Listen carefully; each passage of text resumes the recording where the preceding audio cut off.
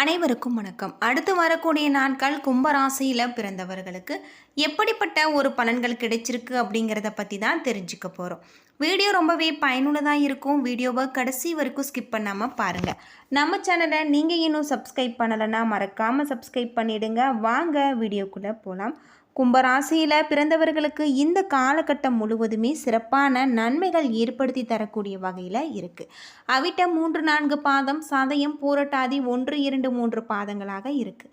கிரகநிலை அப்படின்னு பார்த்தா உங்களுடைய ராசியில் புதன், சனி, ராகு, பஞ்சம பூர்வ புண்ணிய ஸ்தானத்தில் குரு, கலஸ்தர ஸ்தானத்தில் கேது, விரய ஸ்தானத்தில் சூரியன், செவ்வாய், சுக்கிரன் என கிரகநிலைகள் இருப்பதால் இந்த காலகட்டம் முழுவதுமே ஒவ்வொரு முடிவு எடுக்கும் பொழுதும் பல முறை சிந்தித்து நீங்கள் செயல்பட வேண்டும்.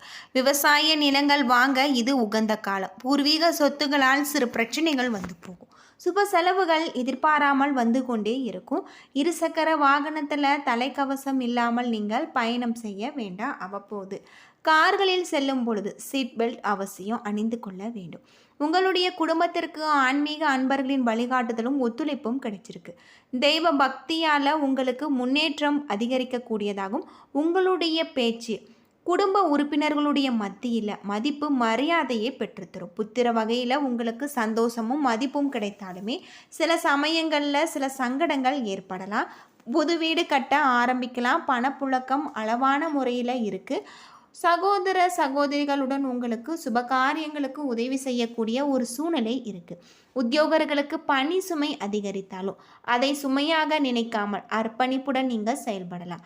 தொழில் வியாபாரத்தில் இருந்த இடையூறுகள் நீங்கக்கூடியதாகவும் வியாபார வளர்ச்சி பற்றிய சிறு சிந்தனை எழும். எதிர்பார்த்த நிதி உதவி உங்களுக்கு கிடைச்சிருக்கு. தொழில்துறையில் பொறுமையாக நீங்கள் இருக்க வேண்டும்.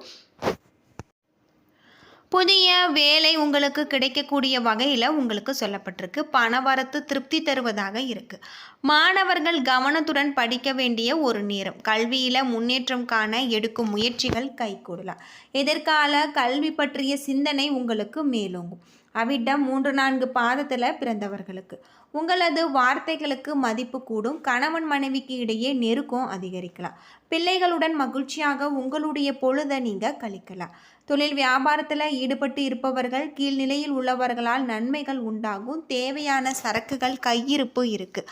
சொத்துக்கள் வாங்குவது விற்பது ஆகியவற்றில் கவனம் தேவை. பயணங்களின் பொழுதும் வாகனங்களில் செல்லும் பொழுதும் எச்சரிக்கை தேவை.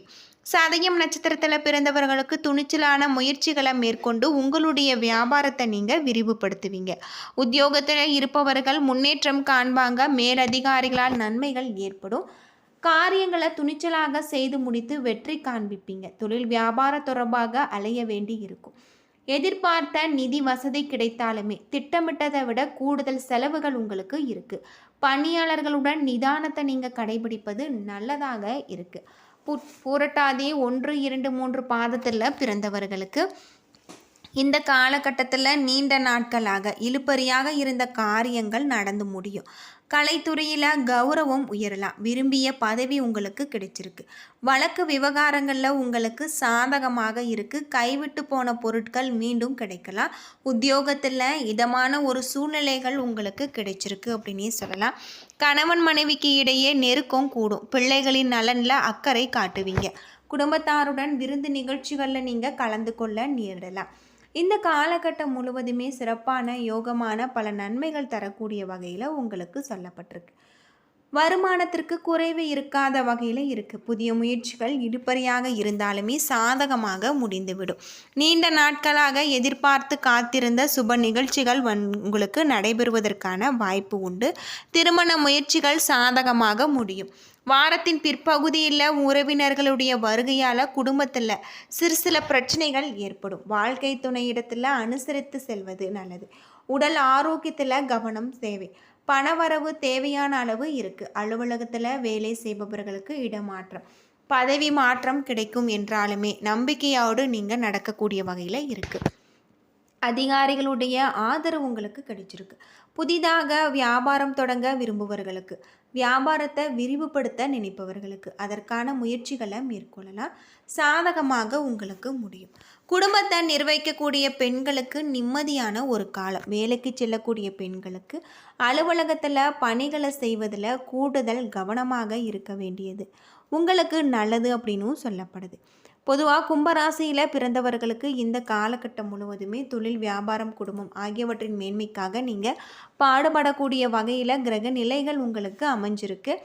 மிக யோகமான ஒரு காலமாக இருக்குது. மேன்மையான பலன்கள் உங்களுக்கு கிடைக்கலாம். சில இடங்களில் வேலையில் சிறு அழுத்தம் இருக்கும். சில இடங்களில் கடுமையாக நீங்கள் உழைக்க வேண்டிய ஒரு கட்டாயம் இருக்குது. உத்தியோக ரீதியாக சம்பள உயர்வு வரலாம். ஆனால் எதிர்பார்த்த ஒரு காரியம் கொஞ்சம் நிதானமாக உங்களுக்கு நடக்கும். வியாபாரத்தில் விற்பனையும் லாபமும் அதிகரிக்க, பணப்புழக்கம் உங்களுக்கு அதிகரிக்கக்கூடிய வகையில் சொல்லப்பட்டிருக்கு.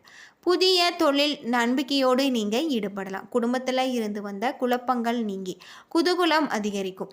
பிள்ளைகளால் பெருமையும் நிம்மதியும் உங்களுக்கு உண்டாகக்கூடியதாக இருக்குது. அலுவலகத்தில் உங்களுடைய வேலை திறமை மிக ஏற்றத்தை கொண்டு வரும்.